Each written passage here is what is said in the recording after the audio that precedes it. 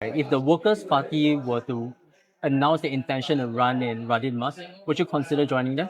I will consider stepping out because I know they have their own candidate. Yeah. If I see them at nomination center and they are running at Radimas, I will not sign the nomination paper. I will tear my nomination paper. Welcome to the Red Dot Perspective. Today we are joined by Mr. Darryl Lo, who is the independent candidate for Radin Mas SMC. So I'm very excited to meet him for many reasons. But the main one is because we are both from the Singapore Management University. So one of the things that has been asked of me recently is that, am I ever going to consider a run for politics? And one of the things I always say is that you need good looks and charm, and you also need a heart of steel. And the fact that Darryl is running, to me that is really brave and really courageous. So without further ado, thank you for joining us, Darryl. Thank you so much, Ken Boon, for inviting me on your show. I've been a subscriber of your show and I actually left a few comments on your show before. Yeah, I think you told me about that. I have yet to find the comments. I will show you later, but yeah. So I have a lot of questions for you, right? But I think we start with basics. We want to know who Darryl is as a person, and if you can be cheeky, right? Can you tell us one fun fact about you that you have not shared with any of your interviewers? Yeah, sure. I'm 28 years old this year. I've always thought of politics as a calling, so I wanted to. I've been writing emails and letters to my then MP, Mr. Sam Tan, for quite a while now. My secondary school teacher from Outram actually encouraged me to do that, and when I saw that the issues that I've written to him are getting solved, I was like, okay, maybe this makes sense. I'm stepping up for someone who may not have the time to write an email to their MP. So when I did that and issues get solved, I was like, okay, maybe I'm actually doing something for the community. So since then, I've been always interested in politics, getting involved in social issues, and 2025, I felt like it was the good time for me to put myself up for elections. Yeah, and one fun fact about myself, I think I really like laksa and I like to add ham on laksa because I feel like the normal portion of laksa has too little ham and it's not enjoyable because that's the only like protein apart from the fish cake inside the bowl of laksa. So I usually add ham for the laksa. Okay, I'm the same way. At first, when you went into this example, I thought you were going to talk about SM Lee's My Hum reference Right. a couple of years ago. Yeah. No, because he was talking about mee siam. I don't think you ever add ham on mee siam, right? I'm not sure. Yeah. So, what are you doing these days? I mean, if you're not running for elections, right, what would you have been doing? Right. So I have had actually a pretty good career in tech. So I was working for a few tech companies before this. I was working at OpenSea. It is the largest NFT platform in the world. That was my first job out of uni.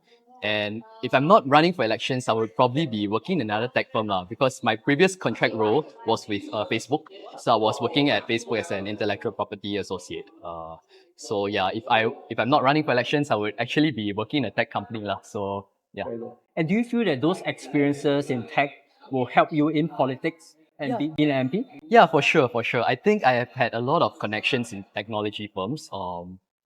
And one good thing about working in OpenSea and other companies was I was working remotely. So the company is based in the US. I was working remotely from Singapore, so I could travel to like different countries. So actually, I think it actually taught me a lot about being very independent at an early age lah. Because I think I was supposed to go to Netherlands for my exchange, but COVID happened, so I couldn't go to Netherlands. But I think because I was in OpenSea, I traveled to so many countries during that 1.5 years. I was in US for 3 times, 3 business trips to the US. I was in Japan, Thailand, yeah, Indonesia for quite a bit of time there. So I taught myself, so I was like pretty independent then. In many elections, right, there was always this comparison between candidates that come from a primarily private sector experience and those that come from the civil service, military, largely public sector experience. Do you have any thoughts around these two groups of people? No, I think it is good to have like a diverse field of candidates where you feel them from. I think PAP has done a great job. They have brought in candidates from the public sector. I think there was the ex-director from MOT. There was the ex-finance director, MOF finance director, right? Ministry of Finance director. And then you have like your generals. And then you also have your private sector candidates, like you have your surgeon or your dentist. So I think they all add color to our parliament if they do get elected. So I think it's pretty nice to see like different sectors coming together and forming policies in parliament. Okay. Actually, I was surprised to hear that you said that the PAP has done a good job attracting the right people. because in my mind, right, if they have gotten the right people, I assume that they are also the right people to do the job in government. Is there a particular reason why you're running then? Yeah, so I think not so much about getting the right people, but I think in this area, especially in Radin Mas, this SMC is the best performing SMC for the last few elections, right? So it is the best SMC last in 2020. So that there isn't like a good opposition that stands up for election in this area. So that's the reason why I'm actually putting myself up to run in this election, especially in Radin Mas. Yeah. Also, it's a matter of giving voters a choice. That's right. A credible choice, I think. That's right, because I also live in Radin Mas. So in the last election, it is either I vote for the PAP or I will spoil my vote. So there wasn't much of a choice, and I don't want that on anyone else. So I was like, okay, why not I put myself up and see whether people would think that I'm a credible choice next to the other opposition candidate. Actually, this is a big topic because, as you know, right, Marine Parade Bradder Heights GRC is a walkover. So one of the big discussions is voters do not have a choice there. So I think what you just said, right, will probably resonate with the 100 over 1,000 people who are in Marine Parade right now. Yeah, and not only that, but I think the Mountbatten SMC, if not for Jeremy, who is the other independent candidate in this election, it would have been a walkover because I think the opposition who actually intended to run in that constituency was PAR as well. So it is the same for this constituency that I'm contesting in. So yeah. So this actually is a good segue to talk about opposition unity. Sure. I guess in your case, the opposition slash independent unity. Do you think that there should be more coordination or less, or what are your thoughts around that? I think if we want Singapore to be a mature democracy, there should be a lot of parties competing in an election, right? There should not only be one ruling opposition party, right? There should be so many other opposition parties, and they need not be united because each party has their own ideologies, they have their own views, they have their own set of like constitution for the party, right? So it is very difficult for every party to agree on certain things. I think SDP has said that, they are committed to having full-time MPs, but that is not the case for Workers' Party because their MPs are also doing private sector roles. So I think it's very difficult for opposition parties to see eye to eye, which makes sense because everyone has different views and they are part of a different party. So it's all right in that sense. Okay. So here's a hot take. Your views on Workers' Party not contesting in Marine Parade Bradder Heights, right or wrong? What do you think? I can't impose my view on them, lah. But to be very frank, right, I think every constituency in Singapore should be contested and it should be highly contested. It should not only be like a two-way fight. It should have been like 3, 4 multiple cornered fight. I think that is when we know that Singapore is mature enough. So I think Tampines is a good example where all four different political parties are contesting for that seat. Yeah. Based on what you're telling me, my impression is that you want to provide Singaporeans with the choice of who represents them. Am I right to say that? No, it just seems to me that you feel that you may not win, or give me a sense of that. Am I right or wrong? Yeah, no, I think I want to win, and no one puts themselves up for an election to lose, right? I want to win. I want to represent the people of Radin Mas. I think I'm committed to doing that. I've already said on my social platform that I will be a full-time MP if that happens. But no, I think everyone really, like, if you are a voter in Singapore, you want different parties to contest for your seat so that you know who you should vote for, right? Different parties have their own manifesto, so you should align yourself with the one that speaks to you best. So that's my opinion on that. Okay, no, it's good to get that cleared up, because in my mind I wasn't sure. But now that it's clear, you're here to win. Okay, very good. So, one of the things I think about is that the ruling party is the one that sort of sets the general agenda, and I think Singaporeans seem to be quite comfortable with that. And the role of the opposition, at least based on what I think the majority of Singaporeans want, is to provide a check and balance to make sure that, I think the term that's used is not to give PAP a blank check. Do you think the role of an independent is also that, or do you see it as something different? Yeah, I see it very similar to that. I think it is also about scrutinizing the government policies. The ruling party forms the government, that's for sure, and then they set out the agenda for parliament to follow. But as an independent, I take another stance. Like I can be for PAP policies. I can also be for Worker Party's policy as long as they make sense to Singapore. I think that happens in Workers' Party's view as well, right? They wouldn't mind saying no to something if it doesn't support the Singaporeans' interests as a whole. And they don't mind supporting the PAP's agenda if it supports Singaporeans' interests as a whole. So yeah, I think I'm here to be similar to that, but also provide my own diverse take. Because as you know, if you're part of a party, it is very difficult for you to go out of party line because there is a party weed from either party, right? So let's say if you're from Workers' Party, you might not be able to say certain things related to social issues or moral issues, right? Some things that are very difficult for the party consensus. For instance, like the LGBT issue, right? It's very difficult for a Workers' Party MP to speak up on that unless they get the party's approval. But I think as an independent, it is really independent of thoughts. You can speak up on behalf of your residents, regardless of which issue that is. Yeah, Yeah, actually, you're right, because you end up being your own party with. that's right. Actually, as you talk through this, right, the more I see the semblance with the nominated MP scheme. Yeah. I will say something to that. I think nominated MPs are there for a very specific reasons, right? So let's say you are nominated by certain groups of interests. You could be a nominated MP for, let's say, the for the business community, for lawyers, for the academia, but you don't represent anyone. You only represent that business community who put you up there for, right? So you don't represent real constituents. And that is an issue because sometimes what you say in parliament might not actually be backed up by people that is in your community, right? But I know that if you are an elected independent MP, at least when you speak up in parliament, you can say that, oh, well, the people has voted me in. I have the mandate to represent the voice of Radin Mas residents, right? So at least that has some weight. That's my view. Okay. And now we're on the topic of policy making, right? One of my criticism of the many party manifesto is that there's so many things inside, but I have no idea what to focus on. But with you, right, it is the exact opposite. I think you have three big ideas and you have very specific and strong opinions about them. And you know I'm going to talk about the drink driving one.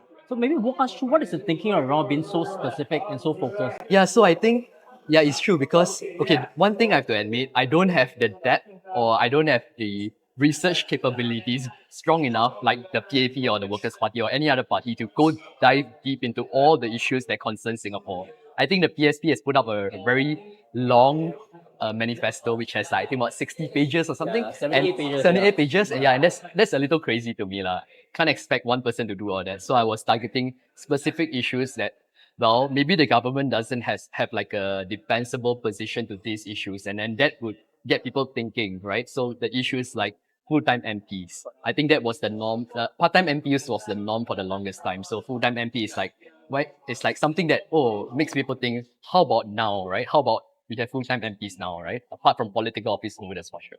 And drink driving, I think that's like a very like close memory where something happened recently. I think the auxiliary police officer was hit by a drink driver, and then the drink driver was sentenced to what 3.6 3 years and 6 months of jail, which in my opinion doesn't seem strong enough because the auxiliary police officer was left in a vegetative state. So in my mind, I think that isn't not well enough. Like the punishment isn't strong enough. Yeah. Okay. My opinion on what you just said, right? And tell me whether I'm right or wrong, Sure. right?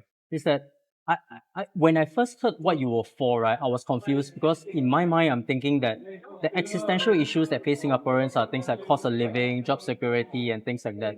But as you talk through that, right, then my thinking has started to change a little bit. Those are issues that are systemic in nature, and it's not within your power to change, but it is within your power to check, which is what you said earlier. So, am I right to say that you are targeting issues that are more solvable at your level, and that's why you're going for them? Yeah, I think no one would believe me if I propose, let's cut GST to 7%, right? Or let's bring down cost of living, right? Like one independent MP, what power can you bring? But I think what I have right now is a platform that allows me to talk about common issues that are systematic in nature, right? Issues like drink driving. I think that's daily life of every Singaporean, right? You go out on the road every day, you take the bus every day. You don't want to be someone who is caught in a drink driving incident, right? Accident. So I think those are issues that relate more to people.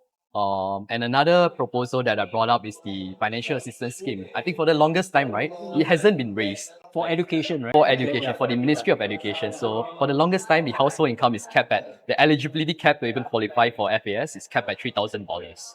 So that's for the longest time it has been there, right? Cost of living has gone up so much, people's income has gone up as well, and it doesn't cover enough Singaporean families. That's what I feel. So I was like, okay, why not raise it up to 5,000 and that covers 20% instead of the current 10% for $3,000. Okay, very good. And you being so specific now and focused, are you flexible on changing what you're going for? Yeah, for sure. I think what I'm proposing, right, is just an idea so that people can think about, right? I'm asking for full-time MPs, but I know a lot of people won't agree, especially those in power, right? They don't agree with being full-time MP. I think Minister Chan actually responded 5 days ago saying that being part-time MP and juggling multiple responsibilities allows you to empathize more with Singaporeans. And in my mind, I thought that was like a red herring because most Singaporeans have just one job, right? And if you're saying that, being part-time MP and juggling on multiple responsibilities, multiple jobs outside of your parliamentary role, it feels like, I'm not so sure what you're targeting at is. It doesn't feel like you're empathizing with Singaporeans in that sense. Yeah. Okay, understand. And I think there are easier ways to be on the ground than that, if you ask me.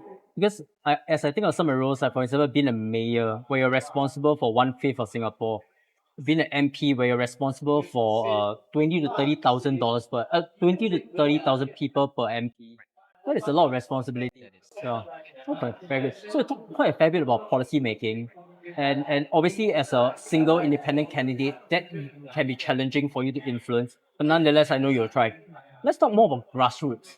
You understanding what's happening on the ground. So you spend some, you live here, as I said, live here, and you spend time talking to the residents. What are the biggest issues facing Radin Mas residents? Yeah, so even I think a lot of people don't know where Radin Mas is. That's one. The second one is there's so when on my walkabouts, people are talking about there's not enough shelters. There are too many rats running around, too many cockroaches, too many mosquitoes. And for me, I've been bitten by quite a few while doing my walkabout. So that happens. So I was like wondering if there are any ways, and if I am so elected, right, the first thing I will do is really bring in NEA, get them sorted out because Singapore is supposed to be a clean and green society. Get them sorted out on the rats, the cockroaches, the mosquitoes, and see how much better this space could be. Okay. Actually, I've been to other GRCs. They face a similar rat problem. I mean, I've personally seen rats running around in Ang Mo Kio, Nee Soon, things like that. It seems like a more systemic issue than a Radin Mas one. Yeah, so I think a task force, especially by the NEA, should be started up immediately to get it sorted. I think that's concerning because Singapore always prides itself as being clean, right? Right. And if there are rats running around, clearly it isn't clean enough. So I think that's something that the NEA should really look into. And that's dealing with the problem at a national level. So what about more localized issues? And you know the thing I talked about earlier, right? Town councils. How are you going to do that as an independent candidate? Yeah, so I think right now, as you know, Radin Mas is part of Tanjong Pagar Town Council.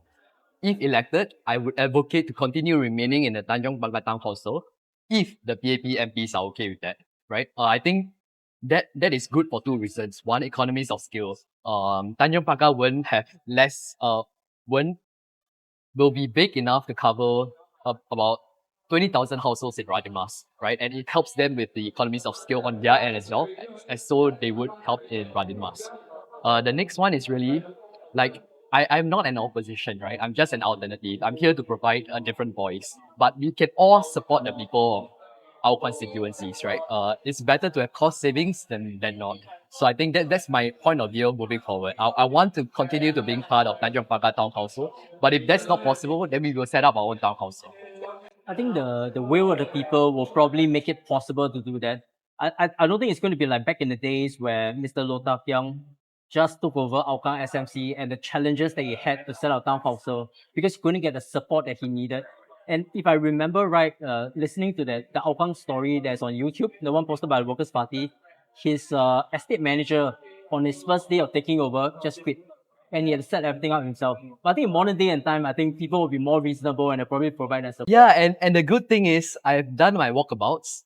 I've met so many people living in Radin Mas that are lawyers, that are estate managers, that they run town, that they run their MCST in condos, right? So there are really a lot of capable people in Radin Mas, as well as support from all over other parts of Singapore. I've received DMs from Commissioner of Oaths saying that, oh, do you need help with your polling agents having stamped the oath of secrecy, right? So it's nice to see like a lot of Singaporeans are rallying behind me as I pursue my goal of being elected here at Radin Mas.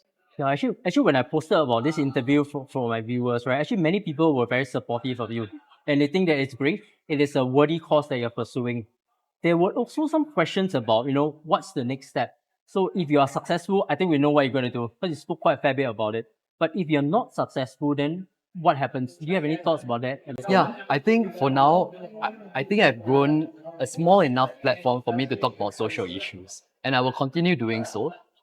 If I'm not successful, I will still continue to talk about social issues and seeing what parts of policies that aren't really necessary or unreally relatable to common Singaporeans, right? And then look at those and come up with solutions and then encourage followers to send them to their elected MPs, and that is up for discussion for them to debate in Parliament. So I will still continue doing the social side of things. You should set up a YouTube channel. Start talking about this. Let's do it together. Yeah, it's doable. I can tell you from personal experience, if you do it, get started, things can happen. Yeah, let's do that. I think that makes sense. Really want to share my views, but yeah, but for me to share my views, no one will trust me if I'm just a random person. So that's why I've decided to stand up for elections as well, to get myself known, so that people know that, oh, this guy has actually some smartness in him. He does his research. He knows the issues that he's talking about. Yeah, so yeah. Actually, to achieve those goals, right, would it not be easier for you to go into an existing party and sort of work your way through that? Yeah. Have you ever thought to think about it? Yeah, I think for the longest time, there's no credible opposition that is contesting in Radin Mas. Radin Mas specifically. Yeah, and I only want to run in Radin Mas. I have been invited to run in other constituencies, but I'm not familiar with those places. You can't expect me to represent people that I don't know, or yeah. Okay. This is new to me because it is your passion and affinity for this place that made you want to stay here, Yeah. even though there were others that asked you to run somewhere else. Yeah. Oh, wow. And I will add just one more thing. I think being in a party has its liabilities, apart from their support on logistics, and that I can solve on my own, right? The liability that I'm talking about is really, even if you're elected, the party can remove you anytime. That's what happened to the Workers' Party MP Leon, right? And the Speaker of Parliament from the PAP. So if you do something wrong, not say moral issues, or if you speak up about something that doesn't align with the party read, you can be kicked out of the party, and then whatever effort you put in during the elections, you lose your seat immediately once you get kicked out of the party. So that's one of the liability I was thinking about. So I cannot align myself with another party that doesn't align with what my goals are. Okay. So if I can be a bit cheeky, right? If the Workers' Party were to announce the intention to run in Radin Mas, would you consider joining them?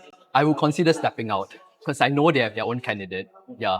If I see them at nomination center and they are running at Radin Mas, I will not sign the nomination paper. I will tear my nomination paper. Okay. And that's to the point of opposition unity, right?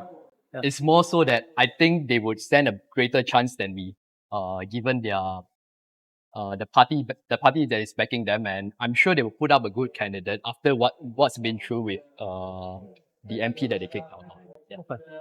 So just talking more broadly now, right? Just away from the views, your views, away from you as person as MP, are there any politicians that past or present that you admire and aspire towards? I think I was watching the nomination day speech actually, and Mr. Pritam Singh was giving a really robust speech on nomination day, and that's someone I aspire to be. I'm still very nervous, camera shy. When I look down, when I was giving my nomination speech, everyone was holding white banners. Everyone was in white, so I felt so paranoid and scared up there. But I was like, wow, Mr. Pritam Singh could really deliver such a strong speech, and that is something I want to be. Yeah, I hope to be one day, to be a good orator like him. Yeah. Very good. I play this one word game with many of my Sure. interviewees, right? Sure. So the way this game works is that I will tell you, I think in our case, let's play political parties. Sure. I'll say the name of the political party, and you say the first word that comes to mind. All right. Let's start with the People's Action Party, I think O. Singapore Democratic Party, Resilient.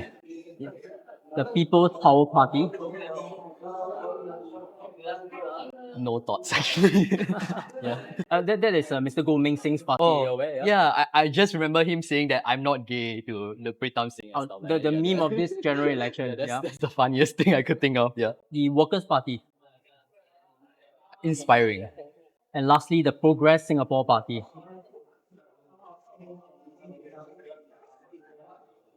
Hardworking. All right, great, nice. Thank you very much. Okay, that's all the questions I have for you today.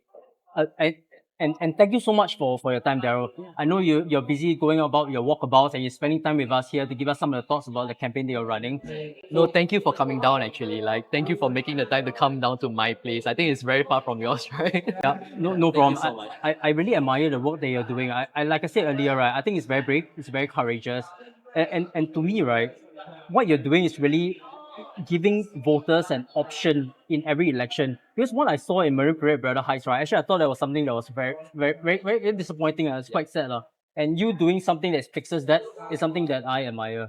Yeah. So thank you very much for joining us today.